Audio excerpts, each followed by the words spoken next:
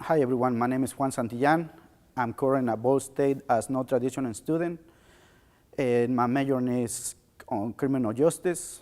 And I want to say the reason that brought me over here to Ball State and continue my education is my daughter first, because I want to be like a role model to my daughter, so when she grows up, she comes to a college or university, I want for her to do even better than I. It is kind of difficult in the beginning because the language barrier, but I just want to encourage people, either from here, from America, or from people comes from another country, that this country is a door open for everybody. They can become whatever they want to. There's too many opportunities. The only thing we have to do is just go for it and not let things or sometimes other people put us down. Sometimes when I become over here, I was thinking I might be too old to come to school.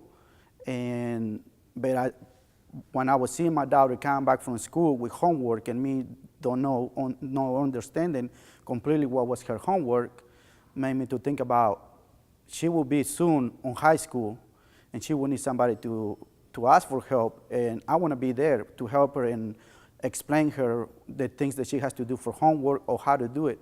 So yes, I'm over here. That was one of my reasons that I come to Ball State.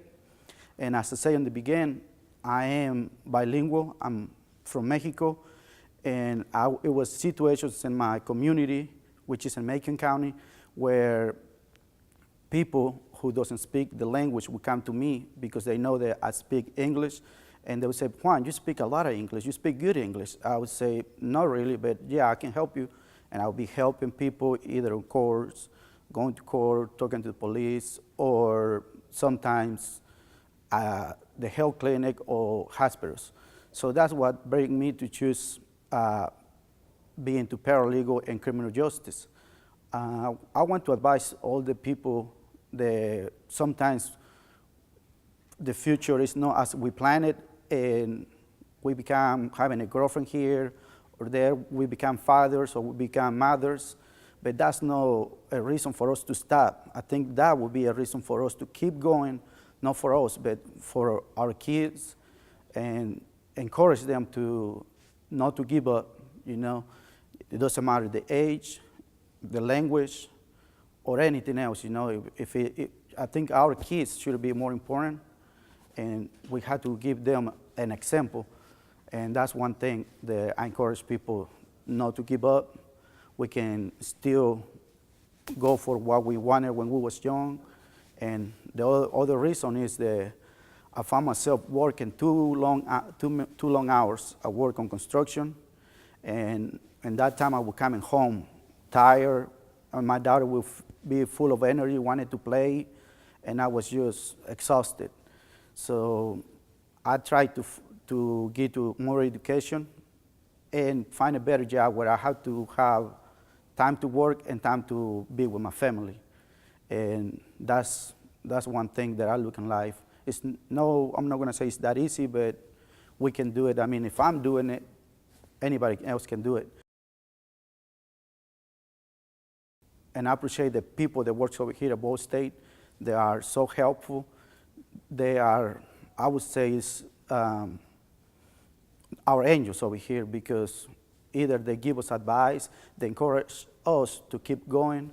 And as non-traditional student, when I first came over here, I haven't been in school for more than 15 years and never been on this type of school, because from my family, I'm the first one to go into college, which that means a lot for me and for my family. Either though my family is not here in the United States, she's still in Mexico. They feel proud about me continuing my education. And when I first came to this school, I didn't know many things. And one time, I guess it was by mistake, I got loaded with classes. And thanks to, I would call my angel, Mrs. Karen Hudson, who catched that up in early time. It was about my first 2 weeks of my semester. when she noticed that I was having more than what I can handle, and she find me and asked me questions if I was working. And that time I was working 40 hours at work and coming to school and going home and play with my daughter and be a father. So she asked me and she say, so do you know that if you work 40 hours and you have 12 hours of school, do you know the thumb rule that if you have 10 hours in school, you have to add 10 hours out of school, so for study or homework or do assignments? And I tell her, to be honest, no, I don't know that. And she make the numbers. Okay, you work 40 hours, you have add to those 40 hours, you have to add 12 hours. And so you won't have time to sleep.